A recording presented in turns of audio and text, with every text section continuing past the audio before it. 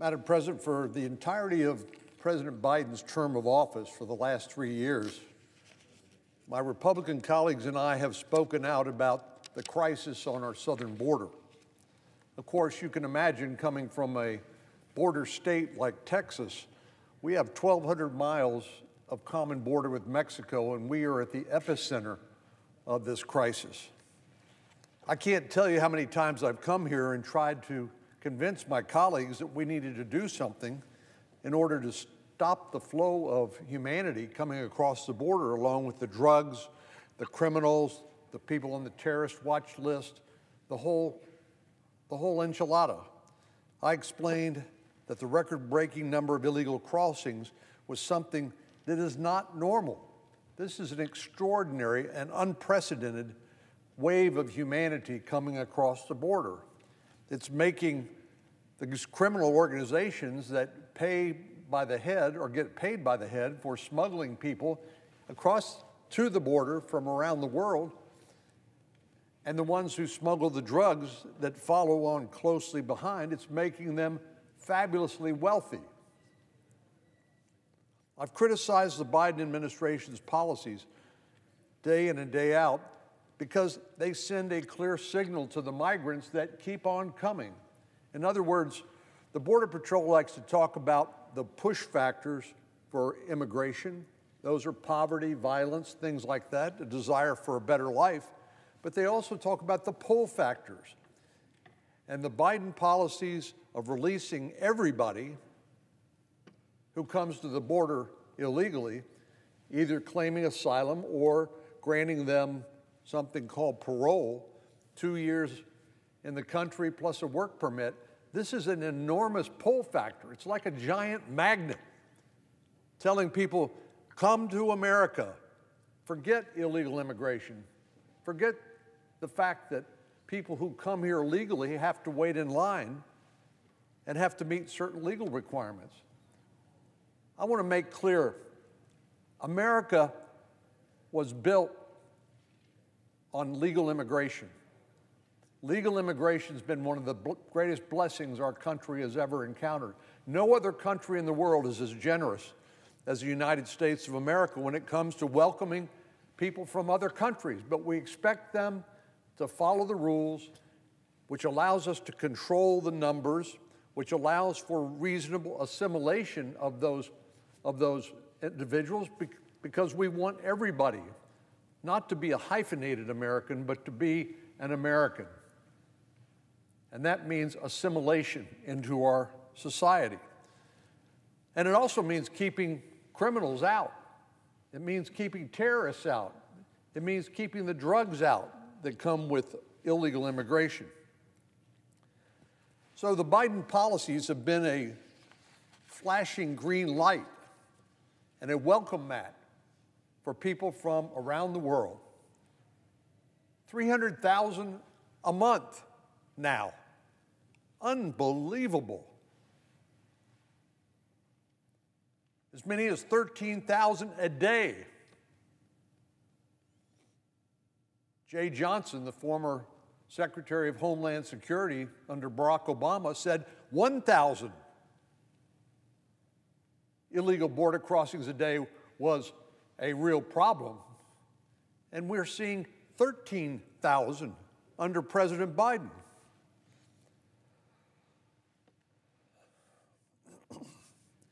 I've tried to share the stories of my visits to the border and what I've learned. And in fact, Senator Cruz, my colleague from Texas, and I have hosted numerous senators and asked them to come to the border and so they can talk to the same people that we talk to. The Border Patrol, the non-governmental organizations, the government, federal government employees, community leaders who are overwhelmed by the sheer volume of people showing up. It wasn't that long ago in the little town of Del Rio, Texas, population 35,000, that 15,000 migrants from Haiti showed up. Can you imagine the impact on that town of 35,000 people to have 15,000 people show up at the same time, people who needed food, shelter. They couldn't provide that sort of just simple necessities of life to these migrants. They were overwhelmed. Well, these migrants had actually been living in South America. They actually didn't come directly from Haiti, so they didn't have any credible fear of persecution coming from South America, but the Biden administration said, come on in. And they do, and they have, and they will. I've highlighted the link between the migration crisis and the fentanyl epidemic, which killed 71,000 Americans last year. This incredibly powerful synthetic opioid has taken too many young lives. In fact, it is the leading cause of death for Americans between the age of 18 and 49. You know, if we were having car accidents that was the leading cause of death of Americans between the age of 18 and 49, we'd say something's got to change. But we become anesthetized to these numbers. They're so huge, it's hard for us to process those.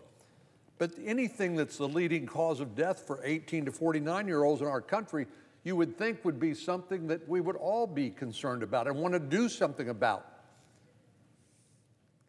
I've raised concerns over the increasing number of potential terrorists.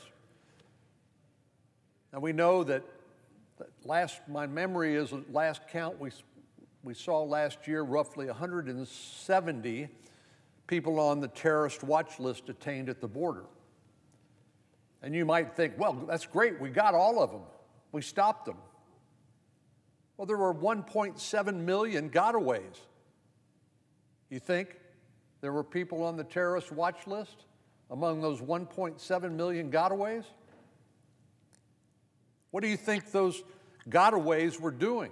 Evading law enforcement. Well, they certainly must have had concerns, because anybody without a criminal record who's not engaged otherwise in a crime, they're turning themselves in, either claiming asylum or being released by the Biden administration. So the people who are actually running away from law enforcement, I think common sense would tell you they're running for a reason, either carrying drugs, they have criminal records, or worse. I've also talked about the negative impact of this crisis on lawful trade and travel. You know, I saw an article this morning, Madam President, that now Mexico is America's largest trading partner. It used to be China, but now it's Mexico. And actually, NAFTA, the North American Free Trade Agreement, now the successor is the U.S.-Mexico-Canada, the USMCA trade agreement. Legitimate trade and commerce across our border supports millions of jobs in America and represent essential supply chains for our manufacturers, something we became acutely aware of during COVID, because we found out that if you're depending on Taiwan, for example, to make advanced semiconductors, well, in the event of another pandemic or a war or a natural disaster, we might not be able to get those, and made us start to think, what do we need to do to make our supply chains more reliable? Well, part of that is the businesses have moved to Mexico. But many times, because the border has been overwhelmed by migrants, they've had to shut down the bridges and the ports of entry. And recently, one of the railroads that transits the U.S.-Mexico border that's essential for trade and to maintain some of these supply chains was shut down completely, costing billions of dollars in lost revenue, because the Biden administration does not control the flow of migration across the border. For me, this is not a political cudgel. It's something my constituents care deeply about. It's an issue that my state has battled every day that President Biden has been in office. We are at ground zero.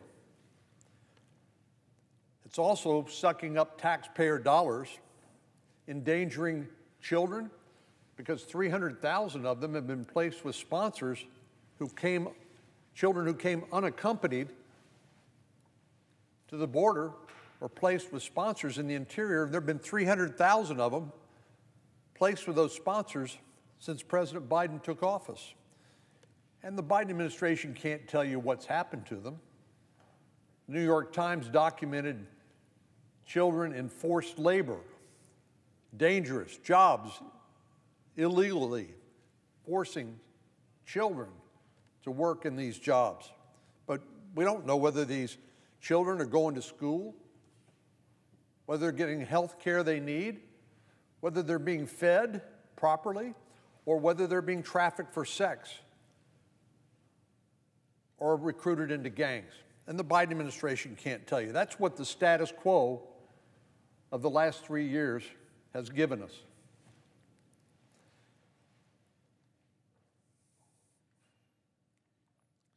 Well, it would be an understatement of the century to say that our Democratic friends have been less concerned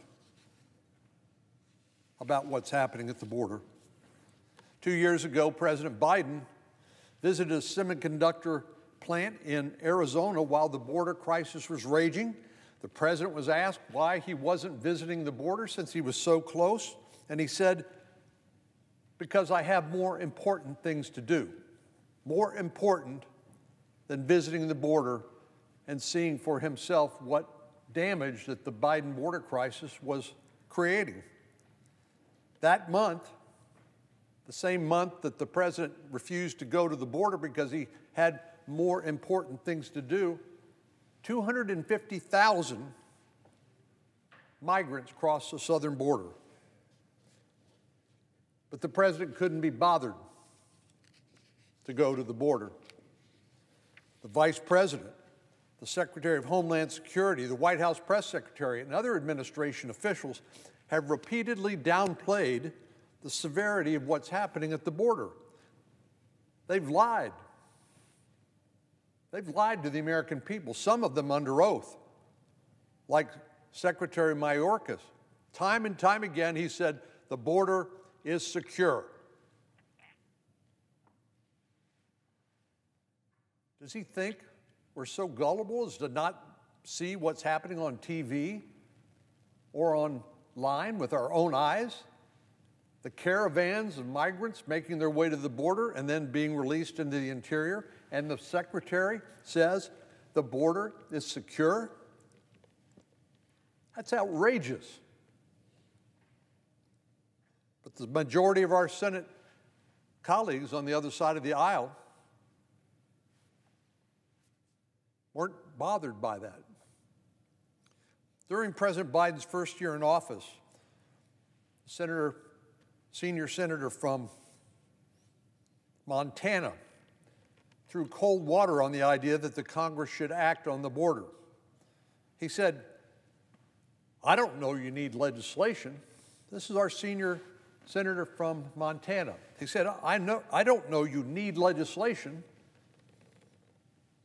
I think what we need is to make sure that we get the people and the technology down there to stop it. Close quote. He said, we don't need legislation. Well, I guess in one sense he's right, because if President Biden would just enforce the law, everything could change and would change. But now we're seeing a different tune. Our colleagues are saying, well, because there's been disagreement on a border changes in the context of the current discussion on the emergency national security supplemental, they said, we care about the border, and the people who disagreed with the product that was negotiated on a bipartisan basis don't care about the border. Well, the American people are not stupid. The American people are smart. And they could see through that sort of fig leaf or that attempt to try to mislead them from what they've seen with their very eyes over the last 3 years. The following year, after the senior senator from Montana made those comments, the senior senator from Ohio tried to minimize the impact of the security crisis on the border. He said, "I don't hear a lot about immigration from voters, except from people on the far right that always want to gain political advantage by talking about it." Well, I wonder what he's hearing from his constituents these days. You know, this is not just conservatives or Republicans. How about he listens to the mayor of New York City, a self-styled sanctuary city, or the mayor of Chicago, or any major city that's seeing migrants make their way into their jurisdiction.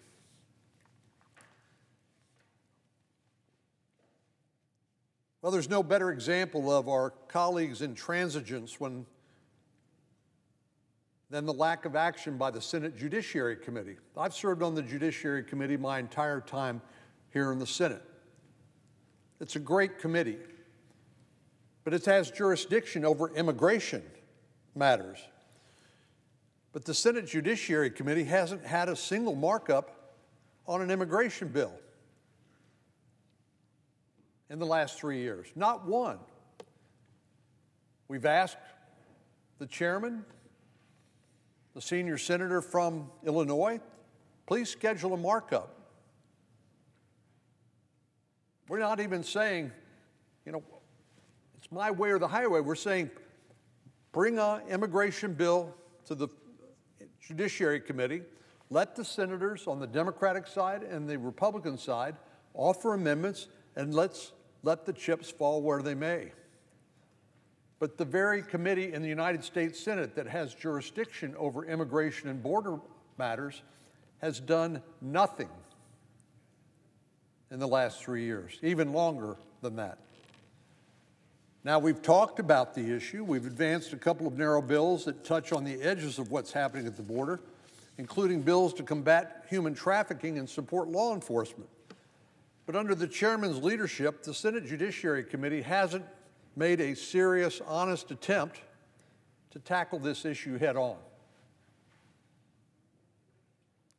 To be clear, it wasn't for lack of bills to vote on. Just a few months into the Biden presidency, Senator Sinema, the senator from Arizona, and I introduced, along with our colleagues in the House, Henry Cuellar and Tony Gonzalez, we introduced a bill we called the Bipartisan Border Solutions Act to try to address the surge in immigration. The theory was that here is a bipartisan, bicameral bill that maybe, just maybe, the Biden administration would be willing to work with us on. Maybe if things got so bad, they would look at this as a lifeline to begin a conversation on immigration. That bill would have increased staffing levels for law enforcement and immigration courts. It would have expedited legal proceedings and enhanced protections for unaccompanied children. These were common sense measures. They were modest measures that had bipartisan and bicameral support. And it would have allowed us to at least get started to meaningfully address the problems we faced at that time before they spun completely out of control, as they have today. Still, the chairman of the Judiciary Committee won't schedule a hearing or a markup on that bill. Now, we're not saying this has to be the final product. We're saying let's start the conversation. We've been asking over and over again for the chairman to have a hearing, have a markup, but he's refused. He's refused to engage at all. Had that bill been signed into law at the beginning of the Biden administration, it could have prevented some of the chaos we've endured over the last 3 years. But instead, the leadership on the Democratic side has buried their heads into the sand until the situation has become so dangerous and untenable that it has turned into a political liability for President Biden. It's not lost on me that here we are, February, looking at a November election, and President Biden says, we got to do something about my terrible poll numbers when it comes to border insecurity. You would think if it had been serious that he would have engaged earlier, but this is what we call an election year conversion.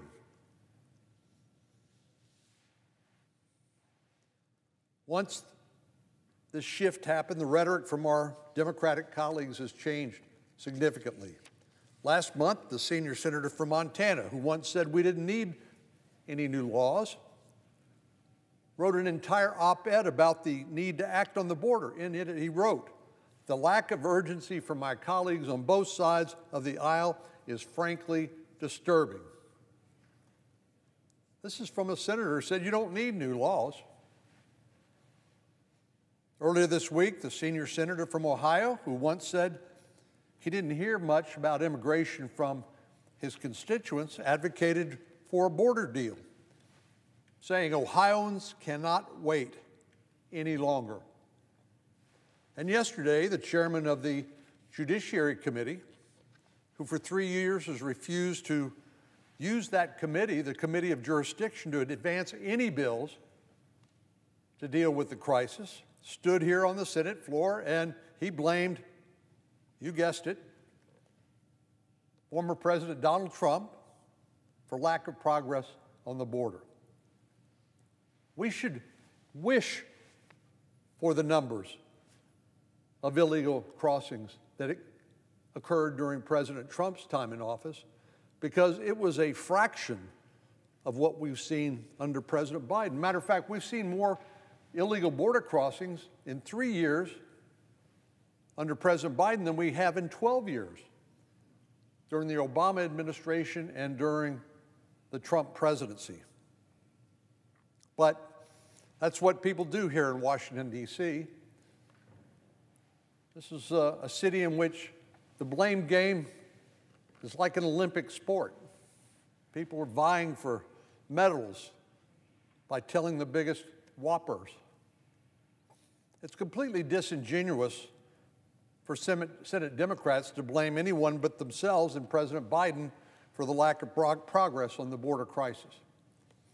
Despite this shift in rhetoric we've seen, President Biden's comments have once again taken the cake. Earlier this week, President Biden made the most bogus, delusional claim about the state of the border, somewhere he hasn't been in a long, long time. Now, I remember he did come to El Paso for a drive-by. But he said the only reason the border is not secure is Donald Trump and his MAGA Republican friends. You know, at some point when you hold elected office, the most powerful office in the land, maybe on the planet, you ought to accept some responsibility. Not just blame other people, but that's not what President Biden did. These are the words of the current President of the United States, the man who has the power under existing law to detain and deport illegal border crossers, but has chosen not to do so. On President Biden's watch, U.S. Customs and Border Protection has logged more than 7 million migrant encounters, and the Biden administration has released 2.3 million migrants into the country. And President Biden thinks that the American people are gullible enough to believe that we're in this situation because of former President Trump? Give me a break. For 3 years, we've been beating on the door, begging and pleading our Democratic colleagues and the White House, work with us. We're not asking for perfection. We're asking to do our jobs and do your job. But President Biden has refused to engage. Our colleagues across the aisle have pretended like there's no problem. And the chairman of the Judiciary Committee won't even schedule a markup. And now, because Republicans voted against a single bill that was negotiated by 3 members, including many policies that Republicans have been on record opposing for years, the American people are supposed to buy this argument that our party is to blame for the border? Well, I, for one, am still ready to engage with my Democratic colleagues if they're sincere, but it's hard to believe when this rhetoric occurs in the context of upcoming elections. It really does feel like an election year conversion. In the past few days, our colleagues have proven that this was never about solving the border crisis. It was about giving President Biden a new talking point on the campaign trail in order to cover up the disaster of his own making. This is a man-made disaster, and the man who made that disaster was President Biden.